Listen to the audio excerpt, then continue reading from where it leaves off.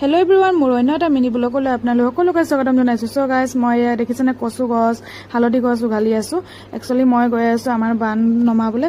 তো প্ৰথম ধান যিটো ৰোৱাই চবৰ জাতিভেদে ঠাইভেদে নাম বেলেগ বেলেগ কয়। তো আমাৰ ইয়াত বান গাড়ী বুলি কয়। তো সেয়া কৰিবলৈ মই গৈ আছোঁ। যিহেতু মা নোৱাৰে, তো মা ঘৰতো ময়ে কৰি দিম। তো ধুনীয়াকৈ গা পা ধুই ৰাতিপুৱা যিখিনি কাম আছিলে সেইখিনি কৰি মেলি ওলাই আহিছোঁ। ভণ্টিয়ে খানা পিনা বনাই আছে। আৰু এইফালে চাইছেনে, প্ৰথমতে বোকা মাটিখিনি লৈ পিনি ধুনীয়াকৈ গাঁত কৰি লৈছোঁ তিনিটা। মানে মই 3টা বীজ দিম যে, সেইকাৰণে 3টা পাইছোঁ, কিছুমানে 6টা, কিছুমানে 5টা, এনেকুৱা দিয়েগৈ। তো মোৰ হাতত বৰ্তমান 3টা গছে দিম যে, সেইকাৰণে তো মই এইখিনি চব গাঁতখিনি ধুনীয়াকৈ কৰি লৈছোঁ। আৰু ইয়াতে ধূপ চাকি তামোল পাণ আগবঢ়াই আৰু যিখিনি বীজ লৈ আহিছিলোঁ সেই বীজখিনি মই 3টা ভাগত গাঁতত দি দিলোঁ।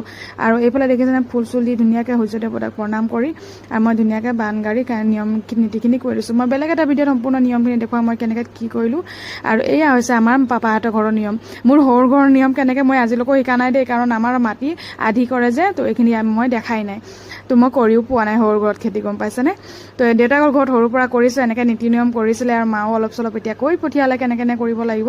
তো মই এয়া দেখিছেনে, আজি ধান গছ লগাই দিলোঁ। আৰু এতিয়া ৰোৱনীও আহি বহি আছে আৰু আহি আছে গাড়ীত। তো মই ভাবিছোঁ অকণমান ৰুই থৈয়ে যাম। ৰোৱনীকেইজনীক ক'লোঁ তহঁতি খুলি হেঁচি দে আৰু মই পটককৈ আহি আছোঁ ঘৰৰ পৰা। আৰু এইফালে দেখিছেনে আৰু আহি গ'ল ৰোৱনী। মোৰ আজি মিনি ব্লগ আপোনাক কেনে পালে?